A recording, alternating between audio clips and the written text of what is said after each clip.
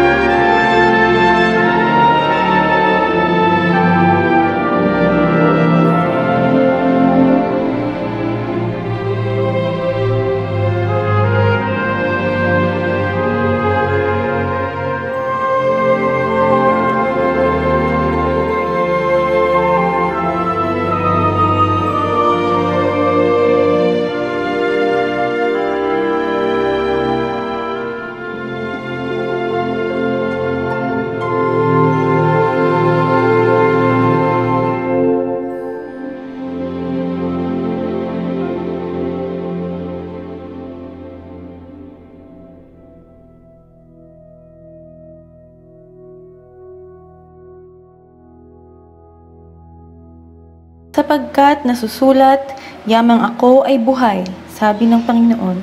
Sa aking harapan ang bawat isa ay luluhod at ang bawat tao ay magpapahayag ng pagkilala sa Diyos. Tayo'y manalangin. Diyos na aming sinasamba, puspos ng pag-ibig, pinupuri ka namin dahil ang iyong kapangyarihan at ang iyong mga pagkilos ay laging para sa mabuti. Hayaan mo ang mga oras at sandaling aming itutulot sa pagsamba ay maging makabuluhan at magbigay pagpapala. Ikaw ang maitaas at mapapurihan sa bawat naming pagpapakumbaba. Sa pangalan ni Jesus. Amen.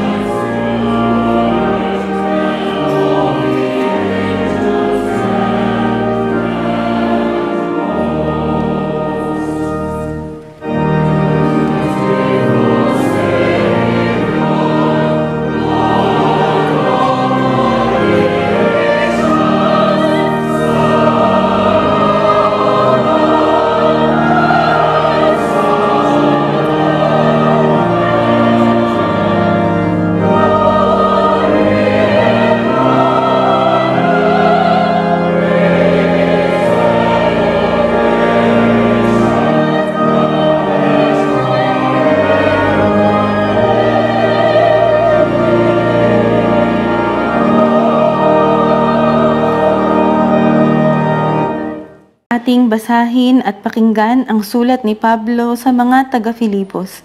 Unang kabanata, talatang 21 hanggang 30. Sapagkat para sa akin, ang buhay ay para kay Kristo at ang kamatayan ay pakinabang. Kung ako'y mananatiling buhay, ito'y kapaki-pakinabang sapagkat marami pa akong magagawang mabubuting bagay. Hindi ko ngayon malaman kung alin ang aking pipiliin. May pagtatalo sa loob ko. Nais ko nang pumanaw sa mundong ito upang makapiling ni Kristo, sapagkat ito ang lalong mabuti.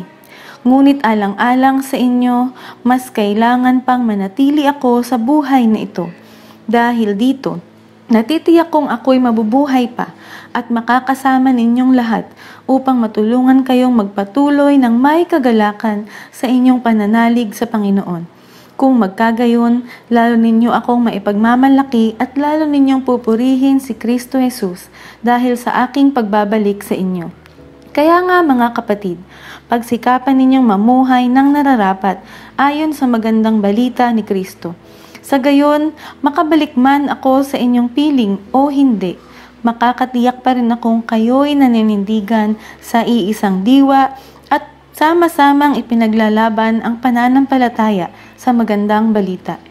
Huwag kayong matakot sa inyong mga kaaway, Magpakatatag kayo sapagkat ito mismo ang palatandaan na sila ay mapapahamak at kayo'y ililigtas ng Diyos. Dahil ipinagkaloob niya sa inyo, hindi lamang ang manalig sa Kanya, kundi ang magtiis din naman alang-alang kay Kristo. Ngayon, kasama ko na kayo sa pakikipaglabang nakita ninyong ginawa ko noon at nababalitaan ninyong ginagawa ko pa rin hanggang ngayon. Pagpalain tayo sa pagkabasa.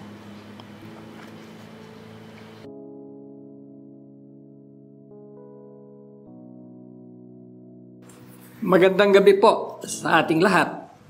Ang ating aralin sa gabing ito ay matatagpuan sa sulat ni Pablo sa mga taga-Pilipos, Kabanatang 1, talatang 21 hanggang 30. Sapagkat para sa akin, ang buhay ay para kay Kristo at ang kamatayan ay pakinabang. Kung ako'y manatiling buhay, ito'y pakinabang sapagkat marami pa akong magagawang mabubuting bagay. Hindi ko ngayon malaman kung alin ang aking pipiliin. May pagtatalo sa loob ko, nais ko nang pumanaw sa mundong ito upang makapiling ni Kristo, sapagkat ito ang lalong mabuti. Ngunit alang-alang sa inyo, mas kailangan pang manatili ako sa buhay na ito.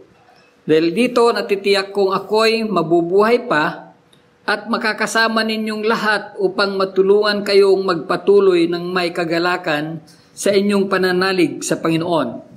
Kung magkagayon, lalo ninyo akong may pagmamalaki at lalo ninyong pupurihin si Kristo Jesus dahil sa aking pagbabalik sa inyo. Kaya nga, mga kapatid, pagsikapan ninyong mamuhay ng nararapat ayon sa magandang balita ni Kristo. Sa gayon, makabalik man ako sa inyong piling o hindi, makatiyak pa rin akong kayo'y naninindigan sa iisang diwa at sama-samang ipinaglalaban ang pananampalataya sa magandang balita. Huwag kayong matakot sa inyong mga kaaway. Magpakatatag kayo sapagkat ito mismo ang palatandaan na sila ay mapapahamak at kayo'y ililigtas ng Diyos. Dahil ipinagkaloob niya sa inyo, hindi lamang ang manalig sa Kanya, kundi ang magtiis din naman alang-alang kay Kristo. Ngayon, kasama ko na kayo sa pakikipaglabang nakita ninyong ginawa ko noon at nababalitaan ninyong ginagawa ko pa rin hanggang ngayon. Ang salita ng ating Panginoon. Tayo'y sumandaling manalangin. O Diyos, sa aming Panginoon, dalangin po namin ang iyong pagliliwanag sa gabing ito, lalong-lalo na sa ganitong kalagayan na aming kinalalagyan.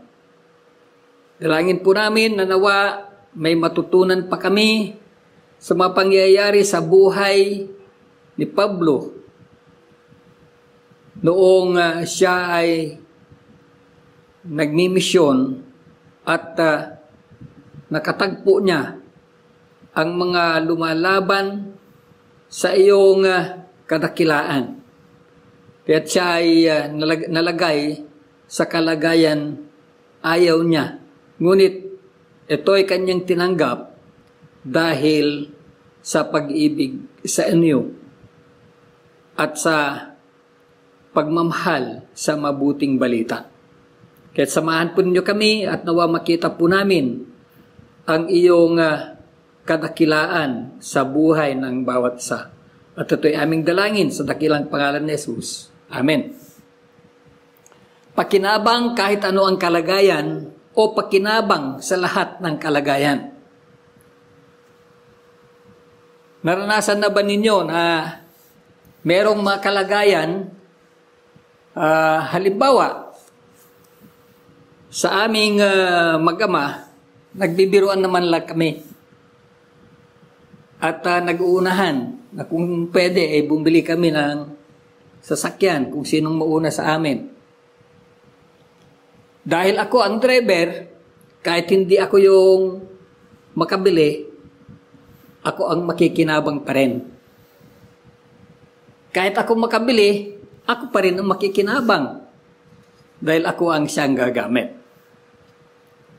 Ganon din po na sa ating buhay, kung minsan akala po natin yung ating kalagayan ay nagbibigay kabigatan. Ngunit kung minsan, meron nga pong sabi ni Pablo, sabi niya, all things work together for good to them that love God. Sa lahat ng bagay, kahit yung mahirap na kalagayan. Kaya kayo po ay aking kukumustahin sapagkat 7 buwan na tayo ay nasa loob ng kalagayan sa pandemya na COVID-19. Kaya kumusta na ba kayo? Meron ba kayong nakikita na nakatago sa likod ng pandemya? Meron bang pag-asa?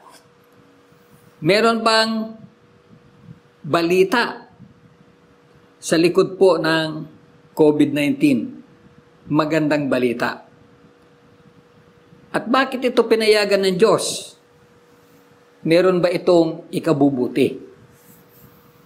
Kaya't samahan po ninyo ako sa pag-iimbestiga, pagsasaliksik o pagsusuri na pwede nating ihambing sa mensahe na nakapaloob sa sulat ni Pablo sa mga taga-Filipos.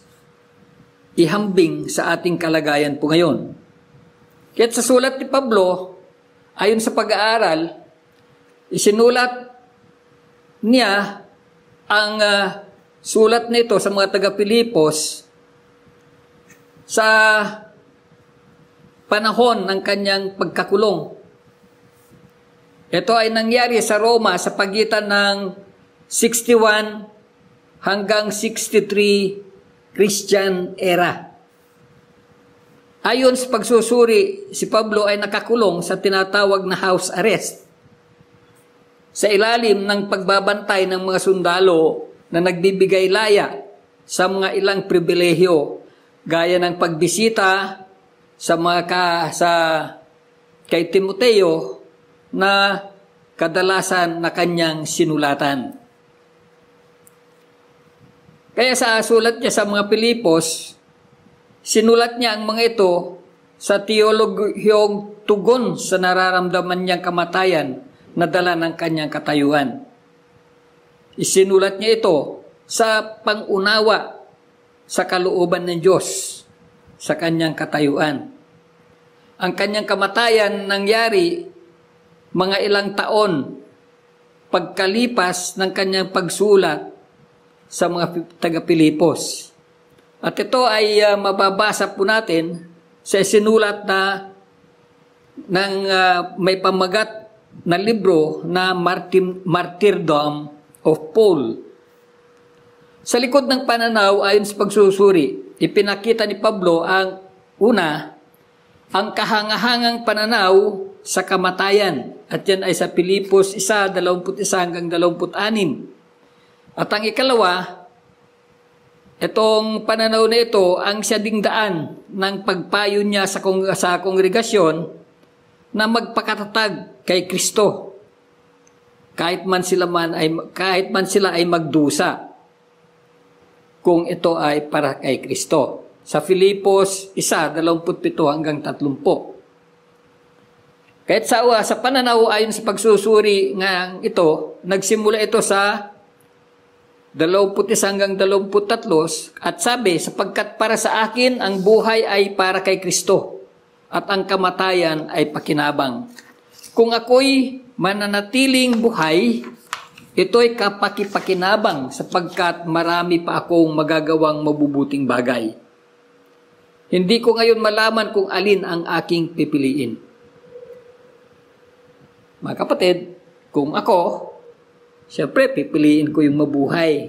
Lalong-lalo na, meron pa akong iniisip na palalakihin.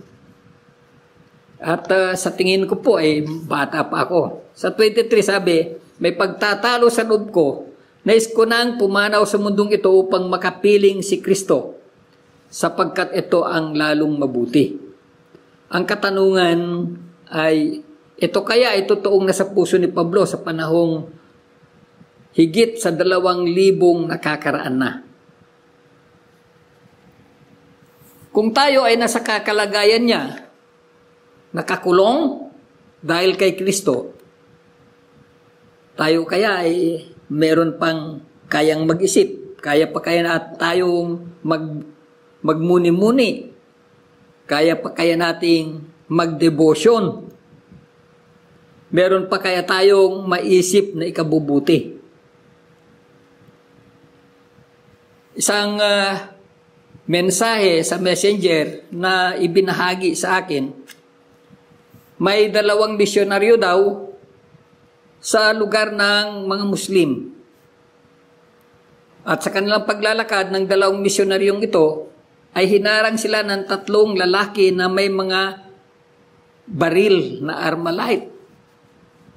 At kinausap ng 3 ang 2 misyonaryo. At sabi ng leader na humarang, sabi niya sa 2 na misyonaryo ay itakwil nyo si Jesus at malaya na kayong makauwi. Mabubuhay kayo. Yung isa ay sumunod at itinakwil niya si Jesus. Kaya't siya ay pinasimulang palakarin pauwi. Ngunit sinamahan siya ng isa sa 3 may dalang baril. At habang ang isa na naiwan, bagamat takot, habang kausap niya ang leader at ang isa pang kasama nito, ay nagsimula na siyang magpuri sa Diyos at nagsalita tungkol sa kaligtasan. Pinatitigil siya ng leader, ngunit lalong tumapang ang misyonaryo. Umawit at nagpuri sa Diyos. Binubulyawan na siya ng leader na humarang sa kanya, ngunit lalo niyang nilakasan ang magpuri at nagsalita tungkol kay Jesus, tungkol sa kaligtasan. Dahil sa inis, galit ng leader na humarang sa kanila, binaril siya dito, ngunit nagtaka ang bumaril dahil hindi tinablan ng mga bala ang misyonaryo. Lalo pang lumakas ang kanyang pagpupuri sa Diyos. Lalo pa niyang itinanyag ang pagliligtas ng Panginoong Hesus. Kaya't binaril uli siya ng leader ng humarang sa kanila. Pero ganun pa rin, hindi siya tinablan. Yung isa sa mga humarang sa kanila ay nakita ang pangyayaring ito. Kaya siya na mismo ang bumaril doon sa misyonaryo. Kaya ganun pa man, ganun pa rin ang nangyari. Hindi tinablan ang misyonaryo. Samantala, yung kanyang kasama na misyonaryo na pinalakad para umuwi, kasama ang isang may dalang baril, nung marinig ng kasamahan ng leader na humarang sa misyonaryo, mga misyonaryo na ito, narinig niya ang putok ng mga baril, binaril na niya ang misyonaryo na naglalakad. At ito ay tinamaan at namatay. Pero ang misyonaryo na kasama ng leader na umarang ay buhay na buhay.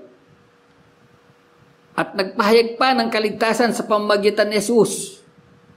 Itinaas niya ang pangalang Jesus at nakatayo at makikita ang 2 bandito ay nakaluhod na sa kanyang harapan. Kaya't ipinatong ng misyonaryo ang kanyang kamay sa ulong 2 bandido o humarang sa kanya at pagkatapos silang 3 na ay nagpuri sa Diyos. Ganon din mga minamahal mga kapatid, si Pablo ay nagpuri sa Diyos kahit sa kulungan. At ang kanyang mensahe tungkol sa pagliligtas ng Diyos ay patuloy niyang ipinagsabi kahit sa mga sundalo na bantay niya. Sapagkat ninais ni Pablo na isipin kung ano ang kamatayan niya sa pagsunod kay Kristo. Hindi niya itinakwil si Jesus. Sa hirap na kanyang pinagdaanan, nasabi niya, nais ko nang pumanaw sa mundong ito upang makapiling ni Kristo, sapagkat ito ang lalong mabuti. Mga kapatid, mas lalong mabuti na makapiling ang Diyos. Pero marami pa tayong mga ginagawa. Ayaw pa natin. At wala naman pong paghihirap na nangyayari po sa atin maliban na lang dito sa COVID-19. Kung si Pablo ang ating titignan, kahit siya nakakulong, kahit siya nahihirapan, siya ay nagpapahayag pa rin ng mensahe ng kaligtasan. Isang pangyayari sa isang kulungan na huling gabi na sana nila ng kanyang kasama, si Pablo at ang kasama ay umawit ng mapapuri sa Diyos, malakas na umawit sa kulungan. Nang mamaya-maya, nakalag ang kanilang posas, nakalag ang kanilang ginamit at nalagot ang mga tanikala. At isa pa, ang mga kulungan ay nagsipagbukas. At yung kwento na ito ay yung mga sundalo na bantay, yung mga bantay ay gustong magpakamatay. Ngunit sabi ni Pablo ay naririto kami. Kaya hindi na itinuloy magpakamatay yung mga bantay. Si Pablo kahit sa loob ng kulungan, siya ay nagpapatuto, siya ay nagpapahayag, kahit na ang sabi niya ay nais ko nang pumanaw sa mundong ito upang makapiling ni Kristo. Sapagkat sabi niya, ito ay lalong mabuti.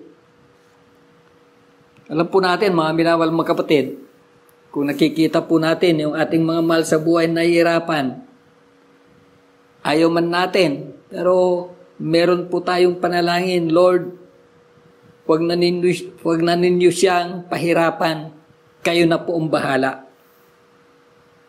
Kaya, pero kay Pablo, kahit nahirapan siya, patuloy ang kanyang paghahayag ng pag-ibig ng ating Panginoon.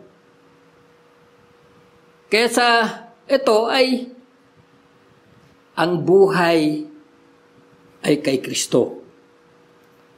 Ikalawang malinaw sa pagsusuri na ang buhay ni Pablo ay nakakabit sa presensya ng Panginoong Hesus.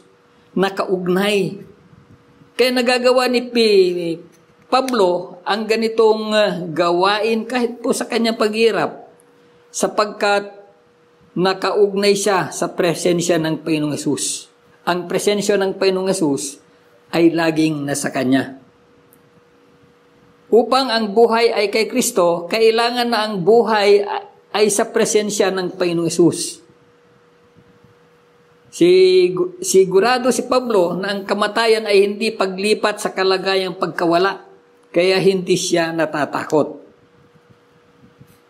Pinag-aralan ni Pablo at naniniwala siya na hindi hanggang sa kamatayan ang kanyang buhay, kaya hindi siya natatakot. Ang buong paniniwala ni Pablo, ang kamatayan ay pasimula lamang ng pakikisama niya kay Kristo. At ito yung pananaw at ito ang paniniwala ng marami sa atin. Ito ay natin naririnig.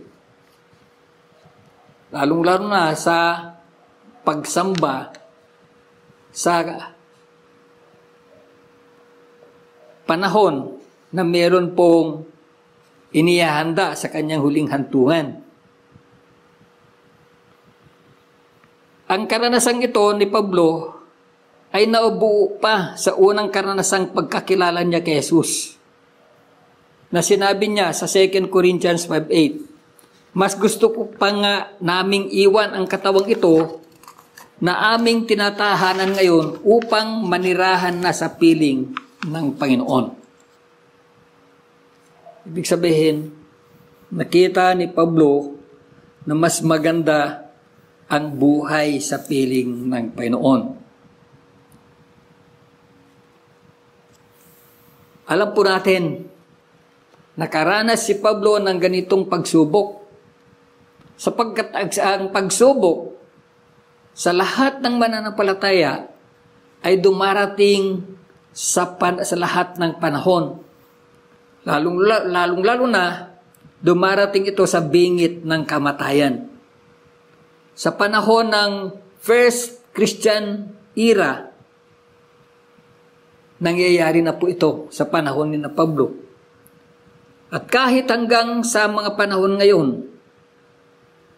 dumarating ang pagsubok sa pananampalataya ng mga Kristiyano, mananampalataya.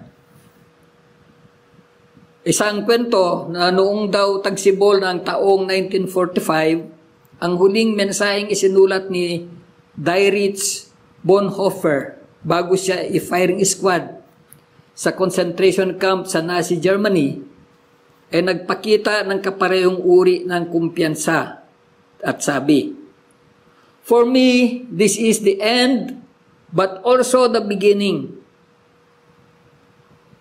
Dito kasama niya ang bishop ng Chichester na siyang pinatungkulan ng kanyang sulat. At sabi pa niya, "Naniniwala ako sa prinsipyo ng ating pangkalahatang kapatiran ng mga Kristiyano na siyang aangat sa lahat ng makabansang interes at ang ating tagumpay ay tiyak. Sa ating pananaw sa kamatayan, kung ang sentro ay kay Kristong bumangon, ito ay makakagawa ng malaking pagkakaiba. Kahit sa hirap na mapagdadaanan, kahit sa maraming pagsubok na pagdadaanan, kung ang ating sentro ng ating isip ay sa ating Panginoong Jesucristo, malaki ang maibibigay nito. Malaki ang pagkakaiba nito sa buhay natin. Ang ganitong pagsentro ng ating buhay kay Kristo ay nagpapataob ng makamundong pananaw. Ang magkamal at maging matagumpay sa buhay na ito ay magiging kaduda-duda na lamang. Ang pangangalaga sa buhay ay walang kabuluhan. Kaya sa sulat ni Pablo sa mga taga-Pilipos, at ibinaling niya ang kanyang pansin sa mga taong nagtitipon na makinig ng mensahe patungkol kay Kristo. Hindi ang kanyang kalagayan na maaring lumaya kung makipagkasundo lamang sa mga taong kasakasama niyang nagbabantay sa kanya. Alam po natin, si Pablo ay Roman citizen din. Kaya madali lang niyang gawin sa makipagkasundo. Ngunit hindi niya ito ginawa, mga minamahal mga kapatid. Sapagkat ninais niyang maging lingkod ng mga baguhang mga Kristiyano. Mga Kristiyano na nangangailangan ng gabay. Kaya nagsabi siya ng mga payo patungkol sa buhay pagsunod kay Kristo. Kaya sabi sa 27 hanggang 30, "Kaya nga mga kapatid, pagsikapan ninyong mamuhay ng nararapat ayon sa magandang balita ni Kristo. Sa gayon, makabalik man ako sa inyong piling o hindi, makakatiyak pa rin akong kayo'y naninindigan sa isang diwa at sama-samang ipinaglalaban ang pananampalataya sa magandang balita. Huwag kayong matakot sa inyong makaaway. Magpakatatag kayo sapagkat ito mismo ang palatandaan na sila ay mapapahamak at kayo'y ililigtas ng Diyos. Dahil ipinagkalob niya sa inyo, hindi lamang ang manalig sa Kanya, kundi ang magtiis din naman alang-alang kay Kristo. Ngayon, kasama ko na kayo sa pagkipaglabang nakita ninyong ginawa ko noon at nababalitaan ninyong ginagawa ko pa rin hanggang sa ngayon. Sa atin, mga minamahal mga kapatid, wala po tayong kaaway maliban na lang sa COVID-19.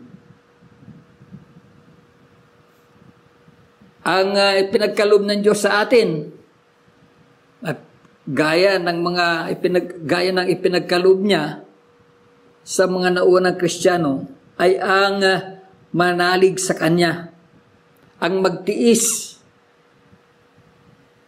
na paglabanan ang mga problema na dumarating sa ating buhay. Kaya patuloy si Pablo na magbibigay ng payo, lalong-lalo na sa mga sinulatan niyang taga-Filipo. Ang salita ni Pablo ay nag-aatid ng inaasahan sa nagmamahalang relasyon o ugnayan ng kongregasyon o kapatiran na nagsisikap.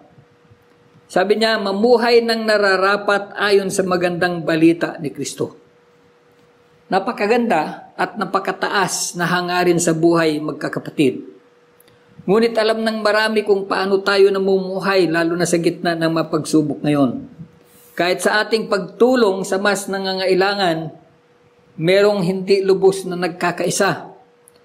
Noong panahon ni Pablo, sa mga nakaraang mga nagdaang taon at hanggang sa ngayon, ay meron pa ring hindi nagkakasundo sa pagsunod sa ating Panginoon. Kung ito ay nangyayari noon, nangyayari pa rin hanggang sa ngayon, hanggang sa ating panahon. Sa panahon ng COVID-19, paano ba natin ito may ugnay sa ating mga buhay mananampalataya, lalo na sa ating kapatiran? Ano ang sinasabi ngayon sa atin ng ating ikalawang babasahin sa leksyonaryo para sa linggo? Tignan po natin mga kapatid. Una, sabi ni Pablo, ang buhay ko ay kay Kristo. Kaya madali po nating sabihin, tayo ay mabuhay para kay Kristo. Sa panahon po natin, mahirap mabuhay sa gitna ng COVID-19. Marami ang hindi na natin nagagawa na ginagawa natin noon bago magpandemya. Si Pablo ay dinag-isip ng kanyang kapakanan na hiwalay sa Panginoong Hesus. Ang kapakanan na iniisip ni Pablo noon ay yung laging nakaugnay sa ating Panginoong Hesus. Ang nasa isip niya ay maglingkod sa Diyos na nagbigay sa kanya ng buhay, na mula sa mamamatay tao, sa pamamagitan ni Kristo siya ay nagbago.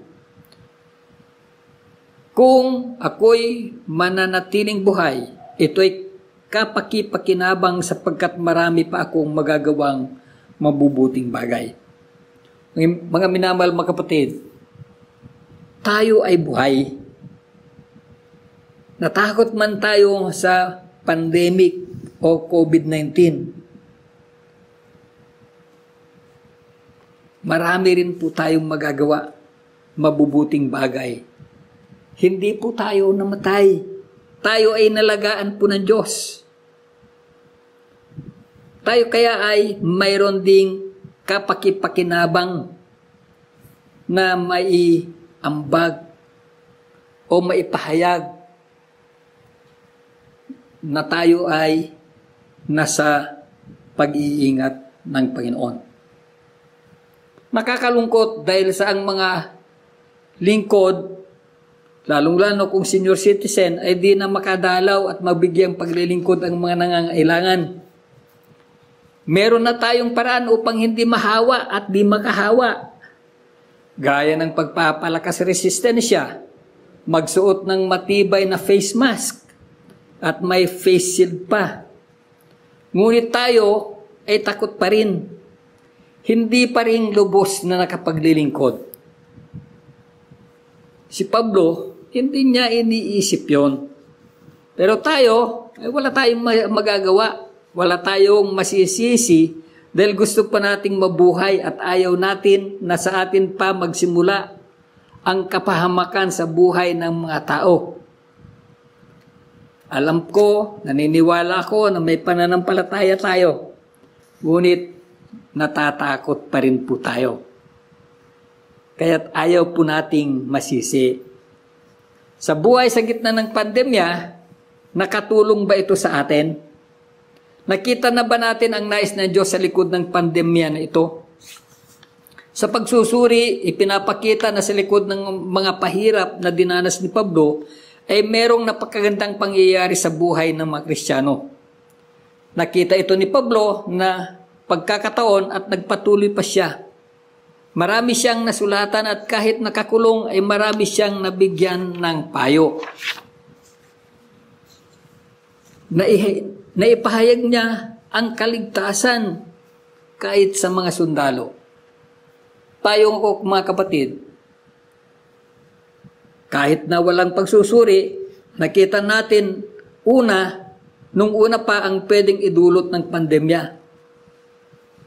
Meron nagpapasalamat dahil nagkaroon ng virtual worship. At yan ang isang mabuting nagawa ng pandemya. Sa tayo ay nag-iingat, kaya't nag-isip ng ganitong paraan ng pagpapahayag. Virtual na gawain. Pero kayo po ang makakasagot kung ang pangyayari ba ay nakapagbigay ng magandang layunin. Sabi ng iba, para magkaroon ng family bonding at nangyari nga po. Pero nagpatuloy ho ba? Yun lang po ang katanungan. Yung bang family bonding ay totoong family bonding? Yung bang naisip na magandang idudulot ng stay home ay nakabuti ho ba? Katanungan lamang po sa inyo.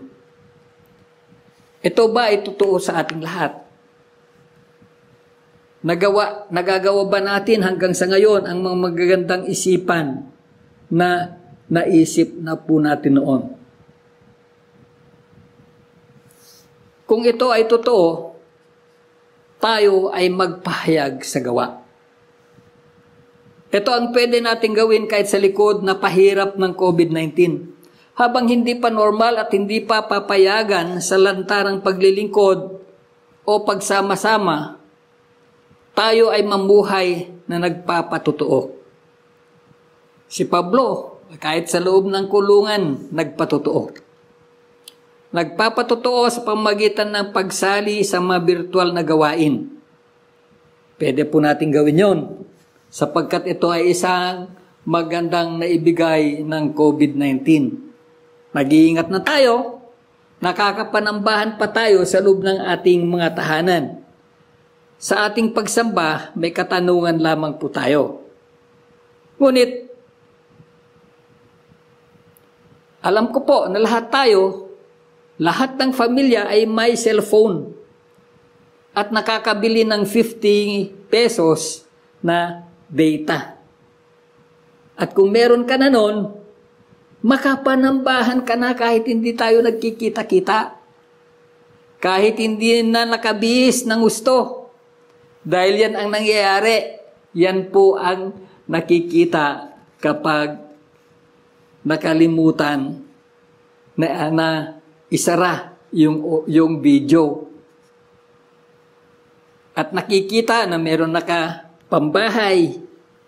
Kung minsan may naglalakad na sumasamba. At dahil yan ang totoo, yan ay nakakapanambahan tayo kahit sa loob ng bahay. At kahit iba po yung ating ginagawa, naririnig po natin yung mensahe. Ganun pa man, di bale, habang may pandemya lang naman po yan. Sana makapagpatuloy po tayo sa ating pagsamba. Sabi ko kanina, lahat ng pamilya ng kaanib ng Tangos United Methodist Church ay merong cellphone. At merong 50 pesos na data kung walang wifi. May data, pwede ka nang sumamba. Pangalawa sa ating pagpapayag sa ating paggawa, yung ating mga ikapo at mga kaloob, mga minamahal mga kapatid, magpatotoo tayo dahil hindi naman tayo pinabayaan ng Panginoon. Pinabayaan ba tayo ng Panginoon sa gitna ng pandemya? Alam ko po ay hindi. Binibiyayaan tayo. Kaya ibigay natin ang ating mga ikapo. Yan po ay patotoo. Yan po ay pagpapahayag na ang buhay natin ay kay Kristo. Sama rin tayo Sunday School. Ang Sunday School ay sa Sunday lang. Wala naman Sunday School kapag Monday o kaya Miyerkules o Wednesday. Minsan lang po sa isang linggo yung Sunday School. Hindi naman po araw-araw yan. Kaya pwede tayong magpahayag sa paggawa sa pamagitan din ng ating pagsama sa ating Sunday School. Ganun din sa ating online prayer meeting. Pwede tayong magkaroon ng maraming online prayer meeting. Madali lang pala ang gumawa ng Zoom meeting. At pwedeng gawin ng kahit sino na merong kapasidad po nito. Ganun din naman po, magpatutuo tayo sa ating mga Bible study. Ang pandemya ay maaring nagpahirap po sa atin, pero meron siyang ibinibigay na pwede nating gawin upang lalo tayong lumago sa ating pananampalataya. Upang tayo ay lalong lumago sa ating ugnayan sa ating Panginoon. Mga kapatid, tayo ay mabuhay kay Kristo. Ito po ang ipinakita ni Pablo. Sapagkat naniniwala ako na kung tayo ay nabubuhay kay Kristo, kung mamatay man, kay Kristo pa rin tayo. Kung hindi tayo nabubuhay kay Kristo, lalo tayong hindi kay Kristo kung tayo'y mamatay. Ang Kristiyano, makikinabang, meron siyang pakinabang kahit anong kalagayan. Mabuhay tayo kay Kristo. Kung tayo mamatay, kay Kristo pa rin tayo. At ito ay pakinabang. Panghuli, sabi nga ng iba, piliin ang pakinabang. Sa kagandahan, pakinabang. Sa kahirapan, pakinabang. Kay Kristo, kasaganaan, pakinabang. Kasalatan, pakinabang pa rin. Sa ating Panginoon, kung tayo ay na kay Kristo, kung tayo ay nabubuhay kay Kristo, lahat ng kalagayan, pakinabang sa bawat isa sa atin. Pagpalain po tayo ng Panginoon.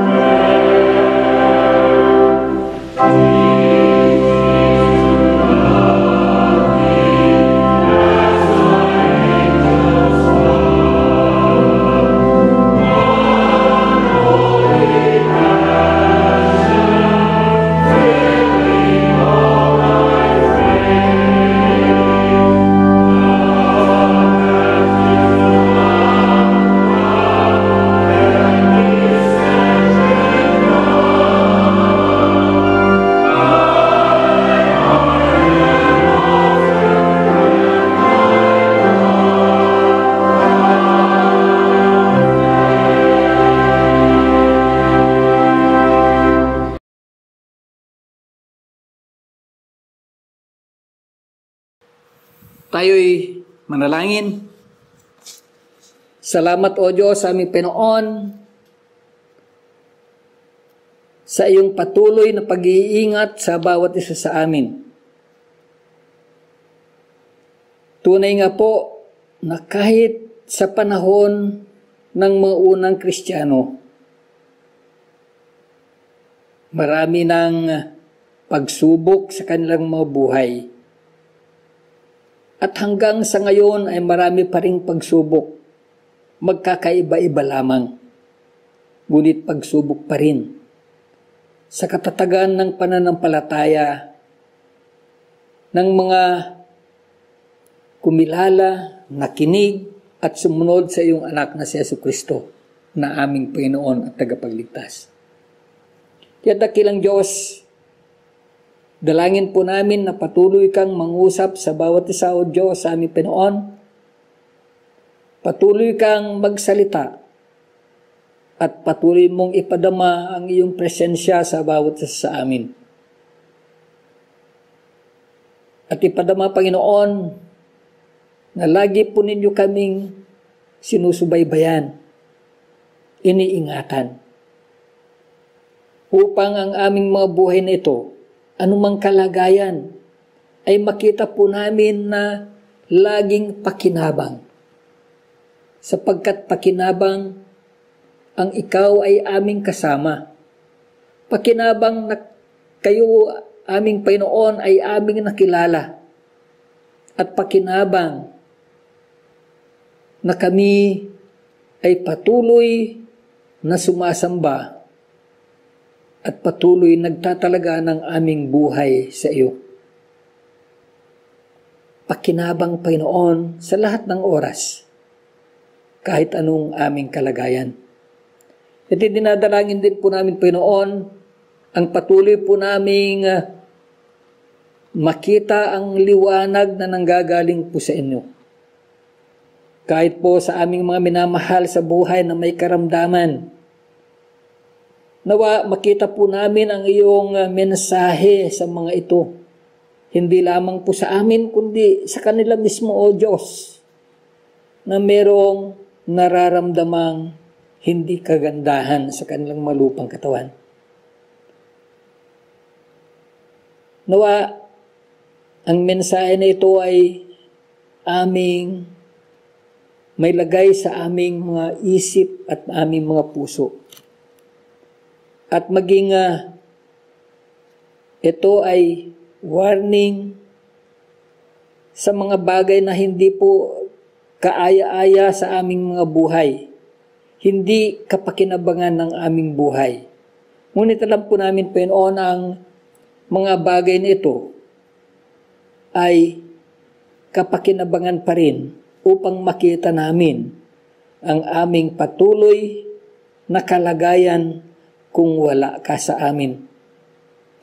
Kung kami nagkukulang, ito ay mensahe na kami ay kailangang patuloy na magtiwala po sa inyo at magsuko ng aming buhay sa iyo. Kaya dinadalangin po namin, Panginoon, ang iyong iglesia dito sa Tangos. Patuloy na pagpalain ang bawat isa, Panginoon, hindi lamang ang mga namumuno, nangunguna, kundi sa lahat na kaanib po nito, hanggang doon sa mga hindi po naming nakakasalamuha o hindi po naming nababalitaan kung ano na ang kanilang kalagayan dahil po sa pandemya. Panginoon, aming inilalapit ang aming mga kapatid na ito na matagal na po naming hindi nakita. Mangyari nawa na pagpalain din po ninyo ang kanilang mga buhay at mangyari nawa na ang kanilang kalusugan sa pamagitan ng iyong binibigay na paraan, pagpapalakas ng resistensya sa bawat isa sa amin ay kanila ring maranasan at maging pakinabang din po sa kanila na sila, Panginoon, ay merong Panginoon, merong nangunguna sa kanilang buhay. Salamat o dakila Ama sa iyong patuloy na pangunguna sa buhay ng bawat isa. Pagpalain ang aming iglesia at pagpalain ang bawat isa. Sa ngalan ng iyong anak na si Jesus, di aming dalangin. Amen. Sa ating pagtatapos, ating tanggapin ang mabiyayang pagpapala, masaganang umaagos na bendisyon ng ating Panginoon, ang kanyang pag-ibig at ang kanyang pagliligtas, ang patuloy na gabay at patnubay ng ating Diyos na makapangyarihan sa lahat. Diyos Ama, Anak at Espiritu Santo, ang siyang sumaatin lahat, ngayon at magpakailanman. Amen.